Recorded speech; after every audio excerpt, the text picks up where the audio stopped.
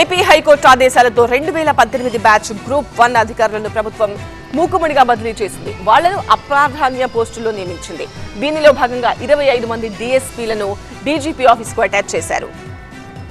ఏపీలో 2018 గ్రూప్ 1 అధికారులను ప్రభుత్వం మూకుమ్మడిగా బదిలీ చేసింది. 2018 గ్రూప్ 1 రిక్రూట్మెంట్ లో అవకతవకలు జరిగాయన్న ఆరోపణలపై విచారణ కొనసాగుతున్న క్రమంలో ఈ నియామక ప్రక్రియపై ఏపీ హైకోర్టు కీలక నిర్ణయం తీసుకుంది. 2018 గ్రూప్ 1 ఉద్యోగుల రిక్రూట్మెంట్ లోపాలపై విచారణ పూర్తయ్యే వరకు ఉద్యోగులను అప్రాధాన్య పోస్టులో ఉంచాలంటూ కోర్టు ఆదేశించింది. హైకోర్టు ఆదేశాలతో 26 మంది గ్రూప్ 1 ఉద్యోగులను సాధారణ పరిపాలనా శాఖకు సీఎస్ విజయానంద్ అటాచ్ చేశారు. ఈ నియామకాల ద్వారా ఉద్యోగాలు పొందిన అధికారులకు కీలక బాధ్యతలు అప్పగించవద్దంటూ హైకోర్టు స్పష్టం చేసింది. హైకోర్టు ఆదేశాలతో సీఎస్ ప్రస్తుతం విధిలో ఉన్న 26 మంది అధికారులను వారి ప్రస్తుత బాధ్యతల నుంచి తప్పించి జీఏడీకి అటాచ్ చేస్తూ ఉత్తర్వులు జారీ చేశారు. కుప్పం ఆర్డీఓతో సహా రాష్ట్రంలోని కీలక డివిజన్లకు చెందిన ఆర్డీఓలను ప్రభుత్వం బదిలీ చేసింది. అంతకుముందు 2018 గ్రూప్ 1 పరీక్షల్లో అవకతవకలు జరిగాయని, ఆ కేసు విచారణ పూర్తయ్యే వరకు ఎంపికైన అధికారులందరినీ అప్రాధాన్య పోస్టులకు బదిలీ చేయాలని హైకోర్టు డివిజన్ బెంచ్ గత విచారణలో సంచలన ఆదేశాలు జారీ చేసింది. అయితే తమ ఆదేశాలను ఎందుకు అమలు చేయలేదని ఏపీ సీఎస్ పై హైకోర్టు మండిపడ్డంతో ఆయన కోర్టుకు హాజరై వివరణ ఇచ్చారు.